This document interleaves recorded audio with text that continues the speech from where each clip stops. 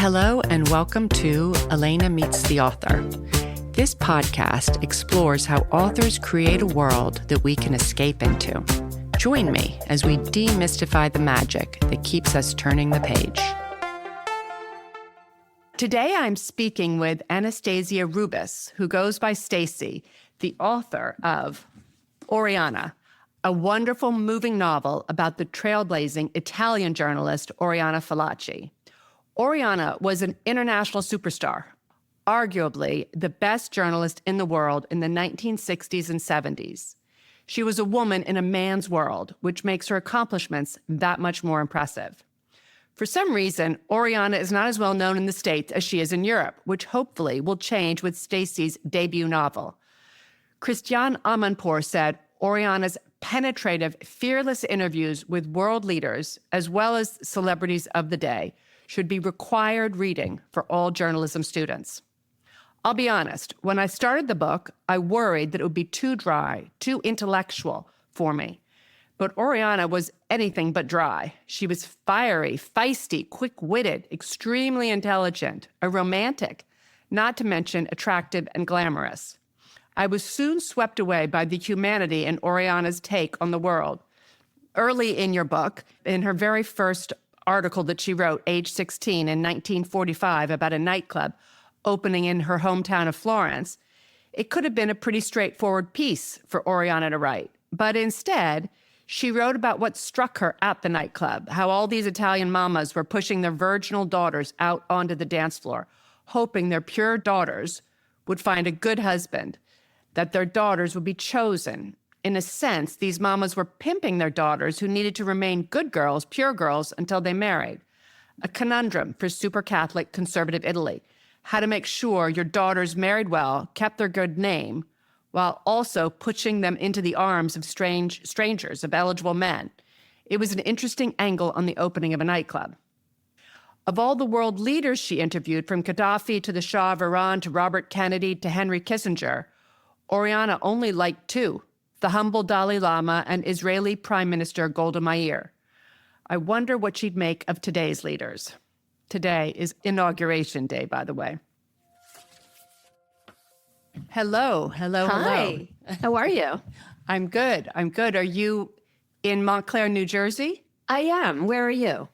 I am in Greenwich, Connecticut. So we are experiencing the same beautiful snowy conditions. Yes, we have some snowy conditions, and I was reading about you a little, and I just had to laugh because I have written a little for the Ethel too, and I was smiling at the article about husband doesn't give gift because same.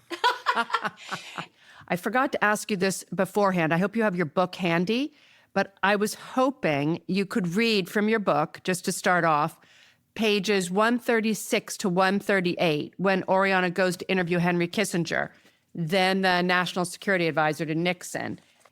Okay, let's see. Henry Kissinger was Nixon's closest advisor, and he greeted her solemnly in his office wearing a dull gray suit and duller tie. He had granted her a rare interview just 3 days after receiving her letter.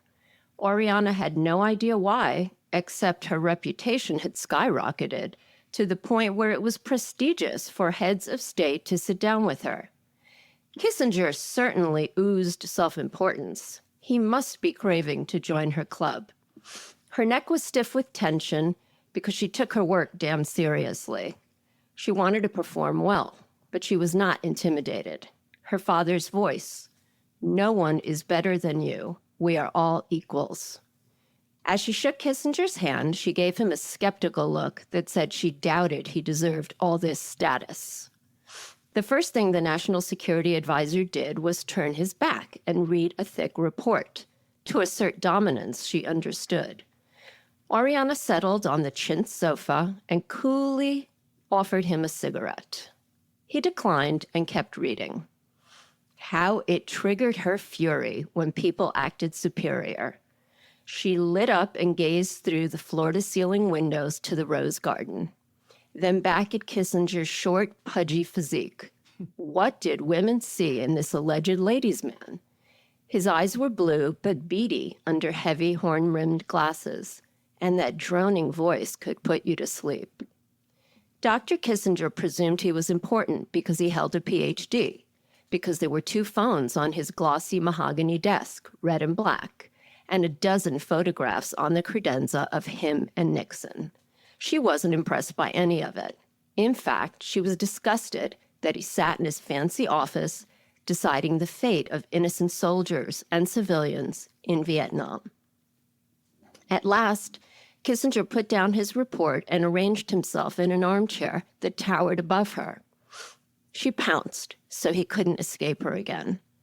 Dr. Kissinger, the ceasefire you promised in Vietnam has not materialized.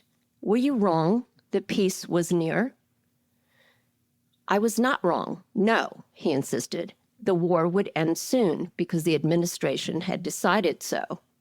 Spoken like a true imperialist, she bristled. Unfortunately for him, she had witnessed firsthand the quagmire America faced in Vietnam. Do you agree, Dr. Kissinger, along with so many Americans who protest the war, that nothing has been gained? Vietnam has been pointless? He nodded. Can you repeat? Do you agree? Yes. She held her expression still. It was the moment in every interview when she knew she'd got gold, and it had come early. The red telephone rang. Kissinger lunged at it. Yes, Mr. President, he said. 2 minutes later, Nixon called again, then again.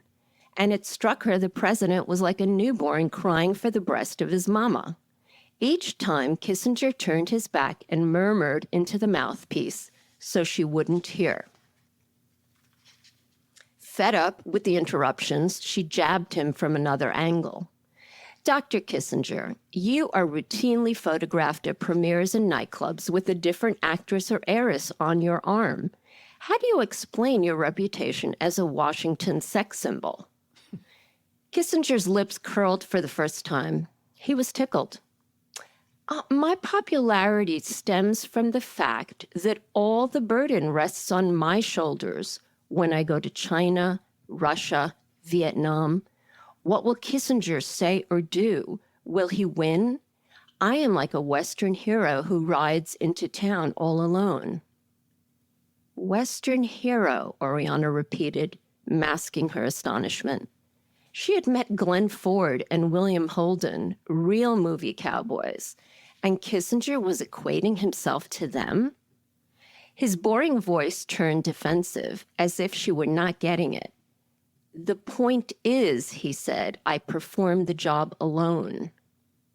More gold. Kissinger was claiming he galloped around the globe, conducting foreign policy solo, elevating himself above the president.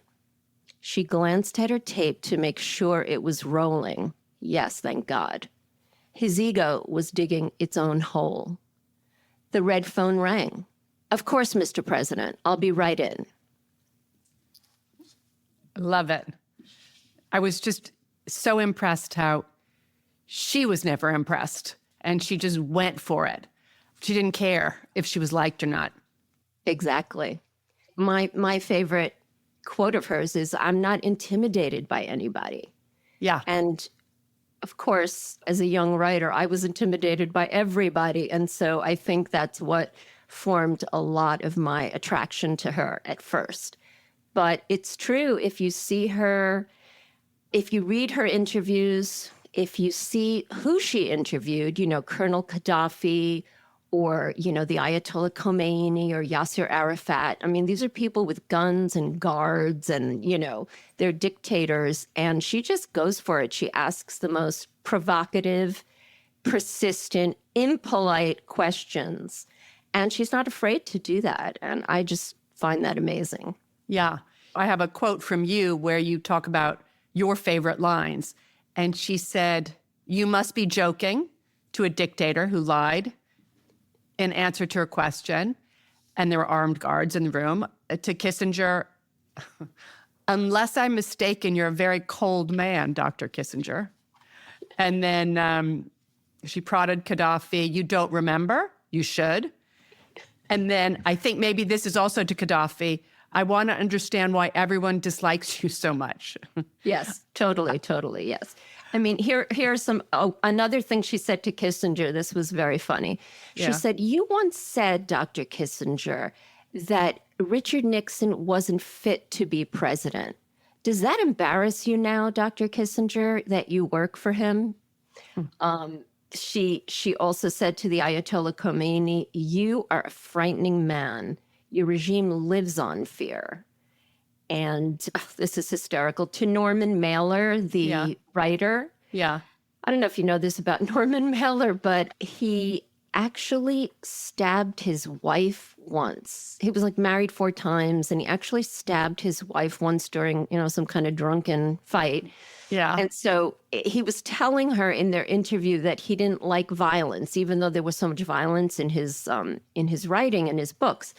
And she said, "You dislike violence? You who have knifed a wife and can't miss a boxing match?"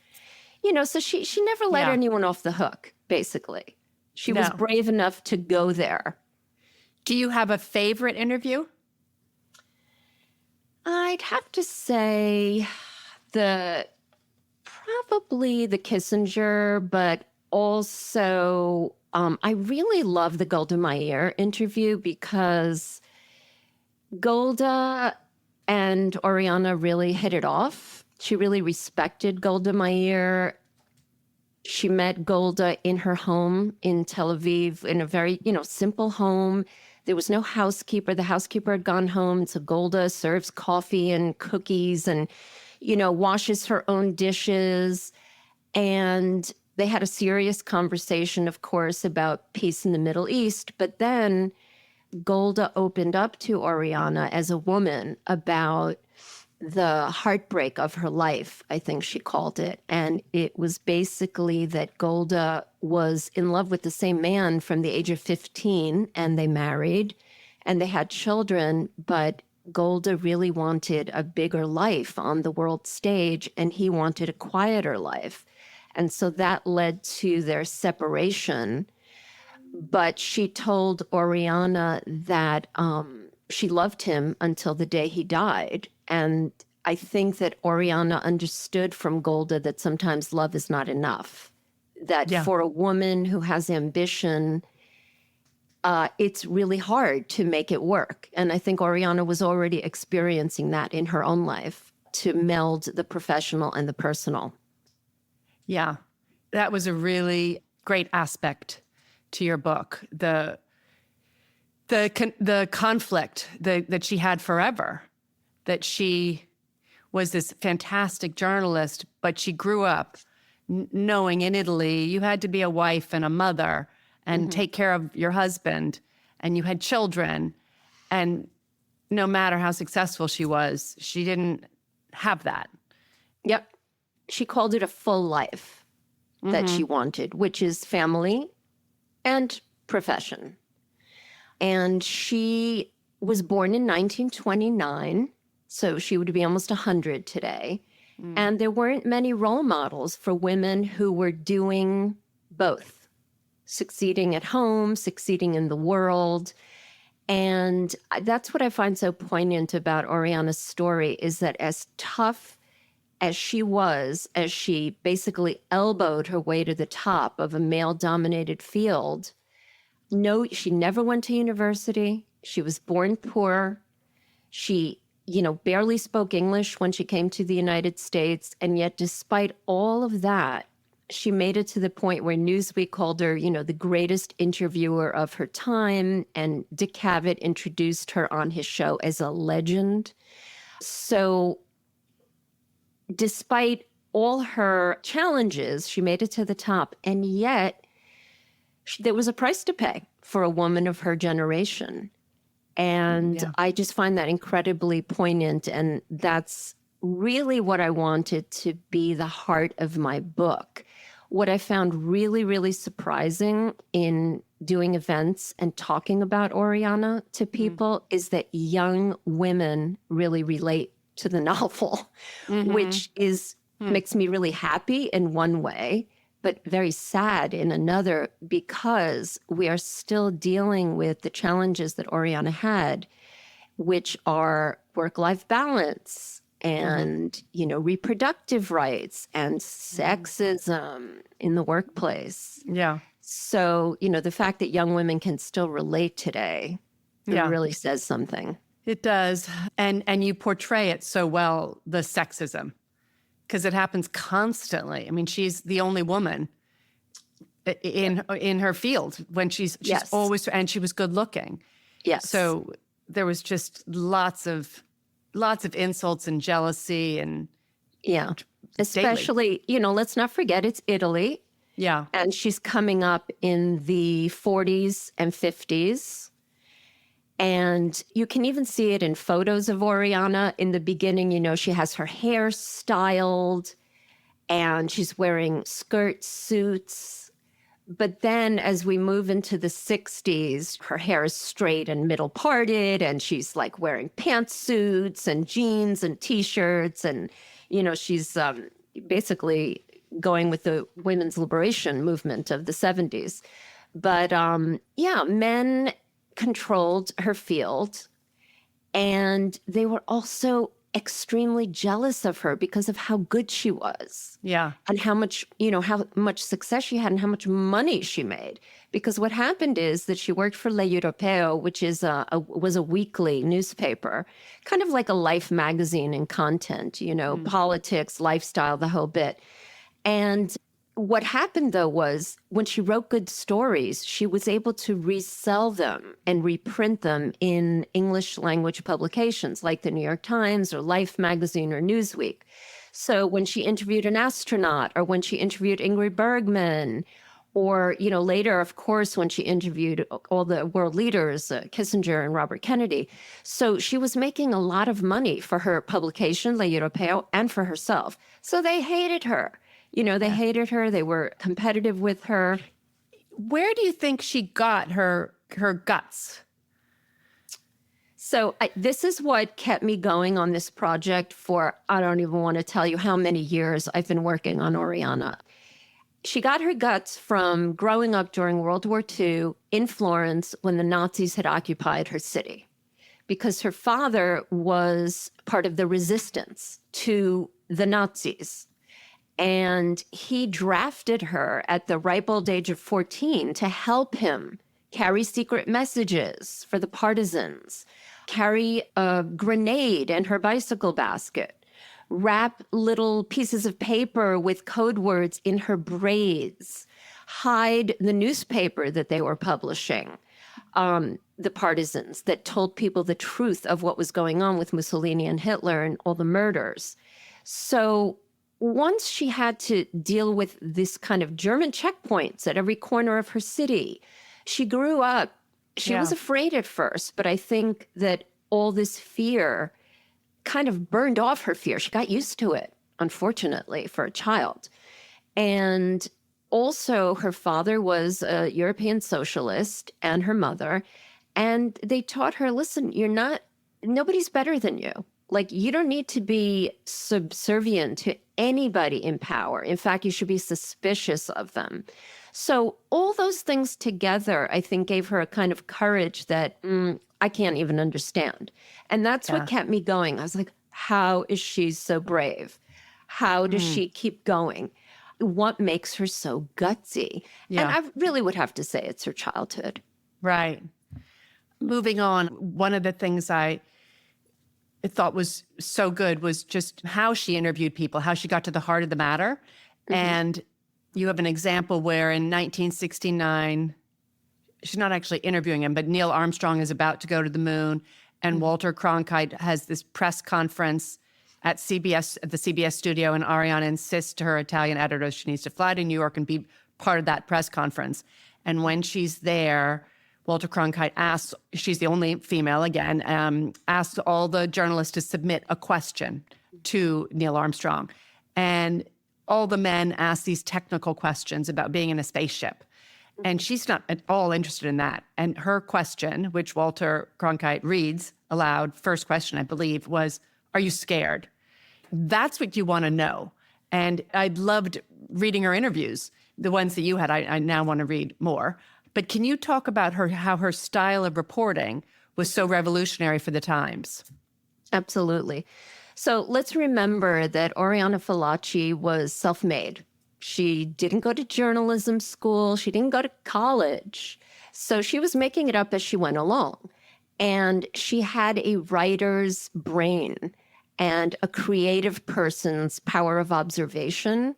And she brought that to her journalism. So basically, she was always writing the human elements. She was focused on character. She said she always viewed the people that she was interviewing as characters in a novel. So she was looking for ways to portray them that spoke about them, whether it was a movement or a word they used or a way that they laughed or what they said about their family. So she was always interested in the human side. And that's why she asked Neil Armstrong, "Are you scared?" And I think that really resonated with people. And she was smart enough to know readers don't want to know how a rocket goes up and all the technicalities, whatever. Yeah. They want to know the human story. Are you scared?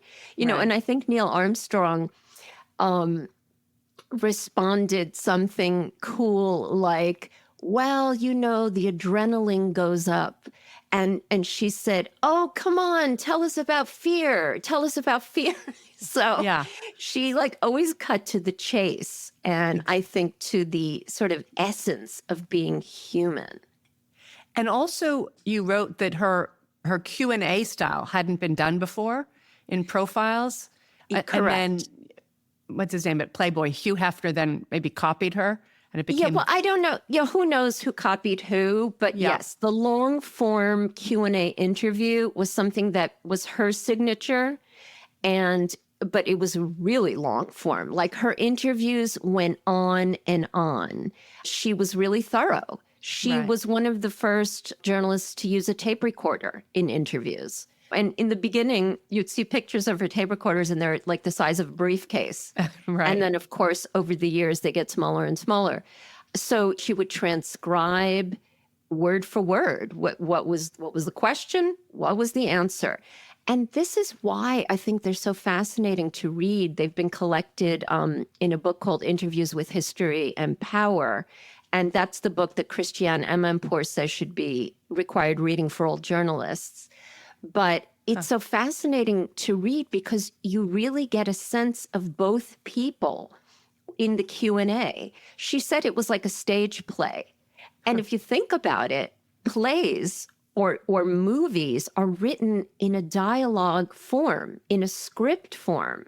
And that's what a Q&A interview actually looks like. You know, you're just seeing people, it's dialogue. Yeah. And as we know from a movie or a play, you can tell a lot about people from their dialogue. Yeah, exactly. And then didn't she get criticized because she put herself into the Q&As? Yes. She got, again, self-taught, was making it up as she went along. And yet all these famous journalists like Tom Wolfe and Gay Talese, who basically invented the new journalism in the 60s, which was about putting yourself in it and making it like a fiction piece, creative nonfiction, they called it, using scene and dialogue in journalism. Oriana was doing this like by instinct.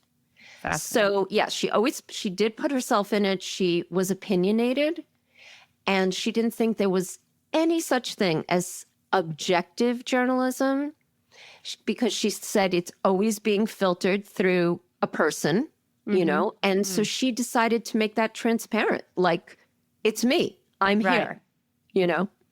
Love it. Tell us how you first came across Oriana. Yes, I would love to. As you said, she's rather unknown in the U.S., definitely a household name in Europe, especially, of course, Italy, Greece. But I've even met people from Latin America while doing book events, and she's even well known in Latin America. So somehow in America, we have forgotten her, even though Oriana lived on East 61st Street in Manhattan for decades and owned a brownstone. So, you know, I was 23 years old, and that was a whole 40 years ago. And I was in Greece, where my parents are from. And I was having the usual hot summer of island hopping with a friend. And we were on an island waiting for a ferry boat to take us back to Athens. The island was called Folegandros. It was remote. It was just a rock in the sea near Santorini. And there was a souvenir shop, and I was browsing to, waste time. And there was a carousel, very dusty, of books. Yeah. And this was the only English language book. So I bought it, and it was called A Man by Oriana Fallaci. I said, oh, that sounds interesting. It was an English only book. I bought it. I started reading it on the ferry boat, and that was the beginning of my love affair with her. Because A Man is her memoir of her love, great love, with Alexander Panagoulis. And she wrote it after he died. She spent 3 years writing it, and it was just such a moving, romantic book, and yet with such fierce intelligence behind it, because Oriana was brilliant. Yeah. And I just fell in love with her. And when I came back to the States, I started looking for her other books. And I read those. She wrote a book about, she went to Vietnam 7 times as a war correspondent, and she wrote about that.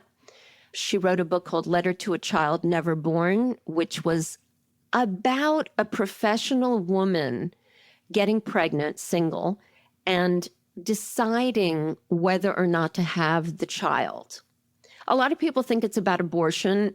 It is, but she said it was about something bigger, which is about a woman kind of giving up her own ambitions to become a mother. So I started reading those books, and I was like, wow, this woman. So I always knew it would be a great story, and yet there weren't any movies about her. There weren't any books about her. There were in Italy. In Italy, they made a TV movie about Oriana. There was a biography about 10 years ago in Italian, but it was translated.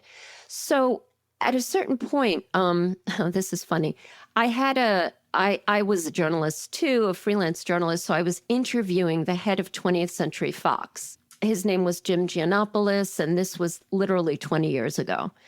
And I said, by the way, this book, A Man, would make an amazing movie. And I had it with me. And he goes, I love that book. And so it was this moment of, whoa, he knows this book. And so we worked on, I had done a spec screenplay, and I got him a meeting with Oriana in Manhattan. She was, by this time in her 70s, she was ill with cancer. She was about 72. And he went to meet her. And they had a great afternoon. He brought her roses, they had whiskey, they smoked cigars, and they even discussed who would play her. But in true Oriana fashion, at the end of the meeting, she said, no, I'm not ready to make any movies. If I were going to do something, I would do it with you. I do not have time now. I'm finishing a book and a mill, and next time you come to New York, let's go to dinner, that kind of thing. So she died, unfortunately, 4 years later. So this project was kind of going nowhere with the movie. So I decided to write my own historical fiction novel. And had I known that it was going to take me 11 years to write, research, and try to publish, I don't know if I would have done it, but I'm glad I didn't know. This is my debut novel. I've written for the New York Times and some literary magazines, but publishing a book, and especially these days, it's really hard. And I wanted to traditionally publish. I don't know why. So it took a long time. I hired a couple of freelance editors to help me get further in my revision. Right. I had some really good advice from a wonderful editor named Susanna Porter, who didn't take on the book, but gave me really good notes. And then I had 2 different agents. They couldn't sell it. I finally took it back. And I was sitting in front of the TV watching a show a couple of years ago, and I just submitted it myself to the very few publishers who would take unagented manuscripts. And yes, they were smaller, of course, than the biggies, the 5 big ones. I didn't expect much, but I was like, I'm not giving up. I had written about a woman who never gives up. So I couldn't give up. And also, I had come so far and I knew I had something. I had gotten really good response, like, oh, it's good writing. We wish you were American. I was going to ask you, why did it keep getting rejected? I don't get it. But Well, lots of reasons, but mostly because she wasn't well known enough. But that was the whole reason I wrote the book, to introduce her. It's my feeling that there are so many women in history that we have forgotten about. And I really do, I think I'm one of these women writers who want to bring up these women in history that are under-recognized. Fantastic. And I just could not give up with the publication. So finally, after that night in December in front of the TV, literally a month later, I got an email from Delphinium Books. And the editor of Delphinium loved Italians, spoke Italian, had lived in Italy, and was not afraid of the Italian factor of Oriana. So a year later, it was published. So it was published this past March. Fabulous. But it was agonizing. What a struggle. I was going to ask you if you have advice to aspiring writers on what to do to get their book out. To get it published, you mean? Well, at first, again, I was going really traditional. I queried agents. I got a lot of interest, and I did get 2 different agents to take it on, but that doesn't mean they can sell it. I think that obviously you can't give up. It's not personal. Like, I stopped taking rejection personally. And I just thought, okay, next, this isn't the right place for it. It's not the right person. I'm going to keep going. And of course, I wanted a big publisher or a big agent. But, Right. Then I kind of became very realistic and kept going down the line. And I ended up with a small publisher. I think they're fantastic for publishing what they like. They even didn't care that I didn't have a social media, like a million TikTok followers. You know what I mean? Oh my God. They're just very real and very authentic. And that has meant, though, that I've had to do a lot of promotion myself. And like I wrote the cover copy myself. I even found the audiobook publisher myself and the narrator. Like, I really take initiative. So here's a real good piece of advice for writers trying to get it out there. Don't rely on other people. Like, this is your baby, and you do the work. You take control. Don't give up control to anybody else. It's your baby. Even if you get a big publisher, you're still going to have to do a lot of work. Right. That sounds like an Oriana piece of advice too. She always had control. No, but it's really, and she did call her books my babies. Right, right. No, but it's really true. And of course, just don't give up. Yeah. It's not a judgment of you personally. It's all about money and business and there's so many books. I'm sorry? There's so many books out there. So many people So trying to many get published. books. Everybody gets their 10 minutes. I mean, even big authors, Kristen Hanna's The Women. It came out, then it goes away. It just, you know what I mean? So, Yeah. Yeah. Well, back to the book at hand. I have a question about love. As successful as the chain-smoking journalist was, Oriana struggled at love. She seemed to fall for the wrong men who were jealous of her success, until she met Alexander Panagoulis, a Greek poet and resistance fighter, 10 years her junior. So I take it, I'm just guessing that a man is that love story. So a lot of the love story that you have in this book, which is really, a lot of it is a love story, besides a profile of her journalistic success. A lot of it, I assume, is from a man, like those scenes that you had? Yes. Well, of course, the scenes are based in reality, but they're fictionalized because, we don't want to plagiarize. No. But so a man really, of course, got me. I'm a big romantic, and I think it's one of the greatest love stories that we don't know, Oriana and Alexander. And, it has everything. It has passion, it has politics, it has, she was 10 years older than him. They lived in different countries. She Yeah. was the powerful one in the couple. She was at the peak of her journalism profession when she met him, and he was just out of prison. He didn't have a job. He didn't have Right. money. So there's something a couple of journalists have called it sexy, and I think maybe because of that, like she was sort of ahead of her time in terms It is of sexy. It's definitely sexy, your book. Thank you. We like that. No, Yeah. but I find it really an electric love affair, like very charged. Yeah. Also, they were two people who were on a mission, basically. They had real values and ideals, and they were willing to give up a lot for those ideals. So it's very dramatic. Alexander is a real figure. He resisted Greece's dictatorship of 1967 to 1974. Yes, Greece, the cradle of democracy, had a dictatorship, and it wasn't the first. And Alexander stood up and almost sacrificed his life to get rid of the dictator. He was thrown into jail. He was tortured for 5 years. And when he got out, he still didn't stop. And he was eventually elected to parliament. He decided to try to effect change from the inside. But basically, he continued to agitate and to speak out, and his enemies assassinated him and made it look like a car accident. Yeah. And so, again, very dramatic story, true story. And Oriana loved him for those last 3 years that he was alive, and they were together. They were together in Italy. They were together in Greece.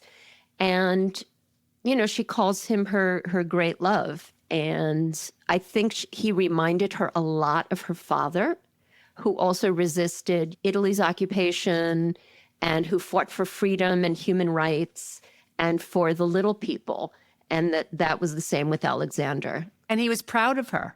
He wasn't diminished by her success at all. He was so self-confident that he let her. Exactly.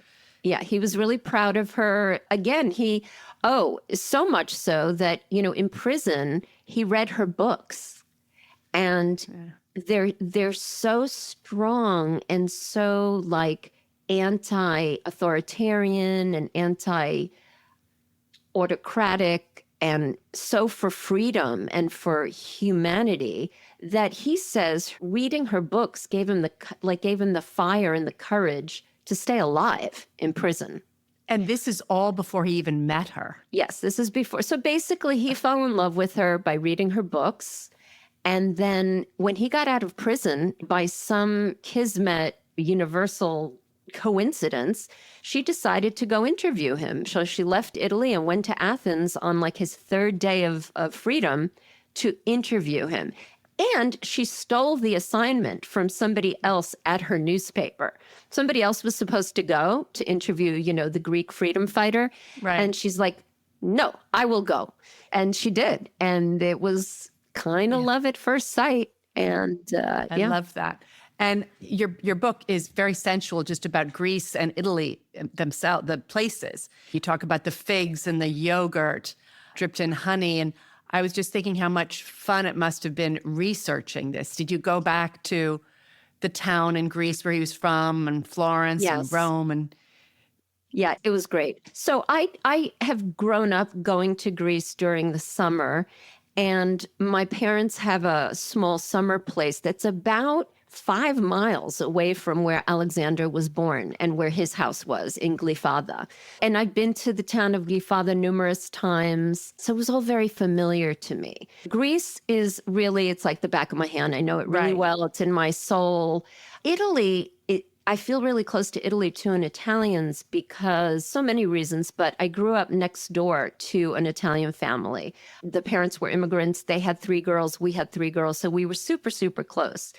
And, I spent my honeymoon in Italy and my husband and I took Italian lessons. So I'm really familiar with these Mediterranean people, and of course, and the foods and the culture and the family values. And I did get to go to Florence for a specific research trip because that's where Oriana was born. And that was wonderful. What a wonderful city. I really understood her a little better by going there.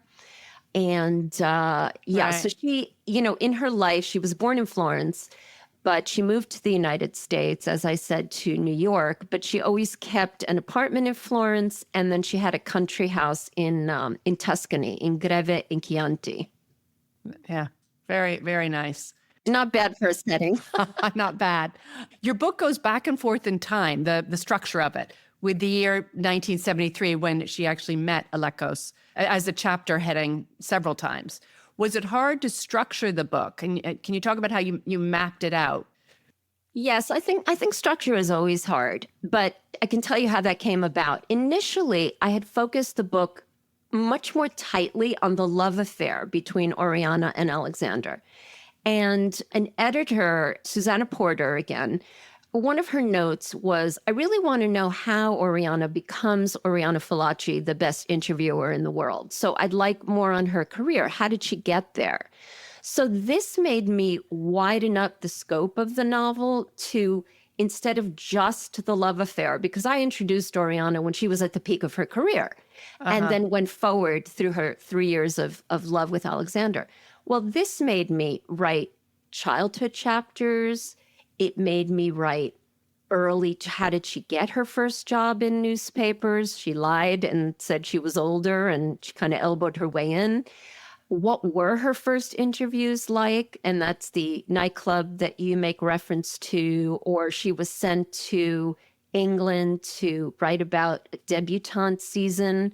And she wrote about how to curtsy and all the lessons that debutantes take. And she kind of made it satiric because she also practiced the curtsy and couldn't do it and, kind of made fun of it. So now I had all these chapters that were early in her life. Right. And then leading up to when she met Alekos, but I didn't want to wait till mid-book to introduce Alekos. Right. So that forced me to go back and forth in time. And I can't say, I started with that structure. I think structure, it's funny. I think we writers think we have to have the right structure in the beginning. But actually, no.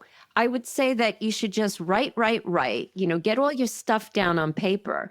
And then as my late friend, Louise DeSalvo said, sit on the floor with all these printed out chapters and shuffle them around. Use a scissor if you have to. So I think it's good not to get too hung up on structure early on. Right. I think it's good to just keep writing. And then structure is something you can see when you kind of take a step back from the project and look at everything you have. And you'd be surprised that it kind of could work many different ways. Like there's not just one correct way to put it together, the structure. And it works really well because you have the date, the year. I always knew where I was. Good. Yes, I wanted that. In books, I didn't do the alternate narrator thing. Like it's always focused on Oriana. It's in close third person. So it's always told through her eyes, if you've noticed. But yeah, the chronology, it was just something I had to mix up. And I'm glad that you were able to follow. No, I was very happy. Do you think a movie might ever happen?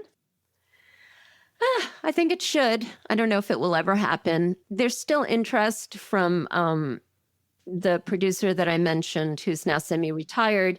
But if you think publishing is hard, Hollywood is much, much harder. It's very risk averse, probably because it takes a lot of money. A few years ago, the streaming business was booming. Everybody was looking for content and intellectual property, and now it's shrinking and nobody is looking. And, it just kind of goes up and down. But I will say, I do hope that we get more books and movies about female pioneers and trailblazers like Oriana Fallaci. And I will say that there's a terrific new movie called Lee, starring Kate Winslet. And she produced it. Oh. And she worked on it. The photographer, reporter, Lee who? Yeah, Lee Miller. Yeah. She was a photographer. She's written off in history as the muse of Man Ray, the photographer.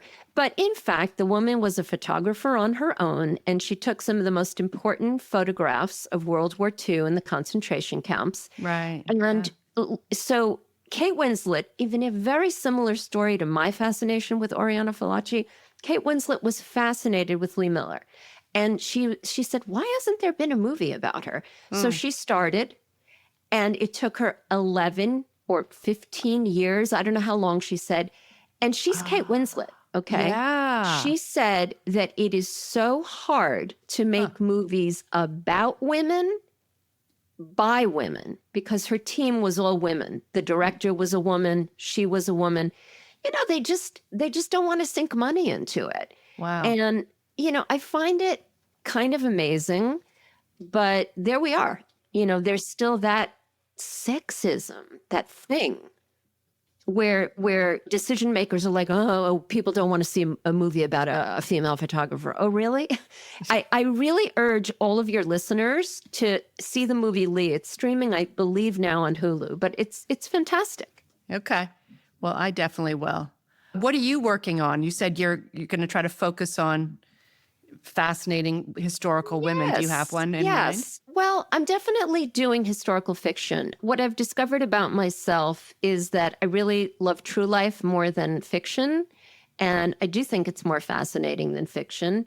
And I am drawn to things based on a true story. And that's whether I watch TV or whether I read books. At this point in my life, I just want to learn and read things that are true. And if they're not 100% true, I'll go Google myself and read 7 articles and learn something. Right. So I'm writing another historical novel. I can't say that much about it, but it is going to be based in Greece again, a place that I know really well. And it's going to be, a story that, like a moving, poignant story about people who lived in Greece at one point. Okay. All right. Interesting. Looking forward to that. Thank you very much. That's it for my questions. These interviews, I always learn more. Yeah, thanks. It's funny, but to whoever I've spoken to while doing publicity for Oriana, everybody always says, oh, I feel so bad that I never heard of her. And it's not, there's no need to feel bad. Like, people haven't heard of her. But that's why I wrote the book, because I think we need more female role models. I don't think we can afford to have any disappear. Yeah. And I think there's a lot of people like this, and maybe not even just women. We live in a time where culture moves very fast. My niece didn't know who Barbara Walters was. Oh, yeah. Wow. This happens. I know. I was thinking of mentioning Mike Wallace. But I'm like, and nobody people might knows not who know. that is. They won't know who he is. Nobody knows who that is. Well, we're getting, in 5 minutes, nobody's going to know who Barbara Walters is either. But I think that this is, one of the roles of, things that are put on screen or books is to remember these people. And history doesn't quite do it. People don't read history. No. They don't sit down to watch the History Channel. They want to watch a good Netflix show. Right, yeah. So if we can mix important people who have changed our lives, and especially under-recognized people, with some entertainment, I think it's really worthwhile. Anyway, I think there's a real value to movies and books that are based on a true story that tell us about important people, because, history repeats itself and we're all human. Mm-hmm. I've always loved and been inspired by people's stories. How did they do what they did? Like, how did Coco Chanel become Coco Chanel? I just find that it really draws me. Yeah. She was a tough cookie. Yes.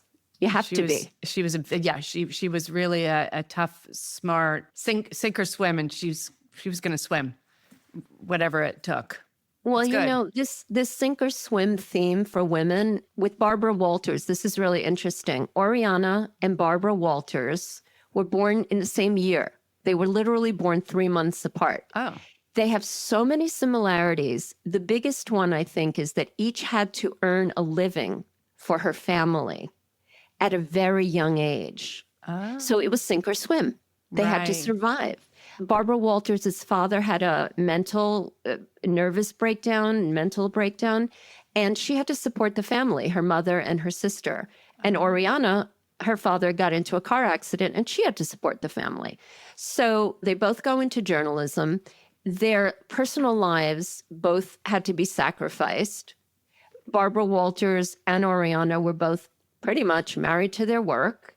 Barbara did marry 3 times, but each time ended in divorce. Oriana didn't marry at all. Neither had a biological child.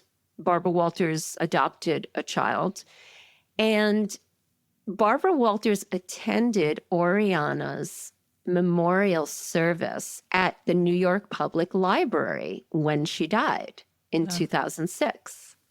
So they knew of each other. Yeah. I don't know. I've been looking and looking for evidence that, they met. I've never come across that, but I know that Barbara attended the memorial service. So there was a lot of influence there between those 2 women. But the main thread that connects them is that they were both tough cookies, but they had to survive. Right. Yeah. Early on. Nobody was taking care of them. They had to take care of their families and themselves. Yeah. Wow. Yeah. I wonder whether they would have been friends or just enemies. There was a lot of competition. There's a great book called The Rule Breaker that it's new-ish, and it's a biography of Barbara Walters. Terrific book. But in there, you realize the competition that Barbara faced and what she had to do to get the story. Same thing with Oriana. These big leaders were not just saying, yes, oh, sure, I'll sit down with you. Like, she had to really be very shrewd about how she got these interviews. This was really good. Thanks. Thank you for listening to our Q&A. I always learn so much more during these conversations about the book's evolution, the writer's journey to first getting inspired to write the story, all the way through to getting the book on bookshelves. That's always fascinating. And there's always these side stories, things she didn't put in or he didn't put in, that are fascinating to me. So thank you again for tuning in. I'll be back in 2 weeks to talk to another author about their great book.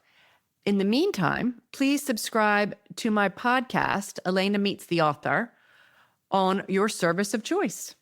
See you soon.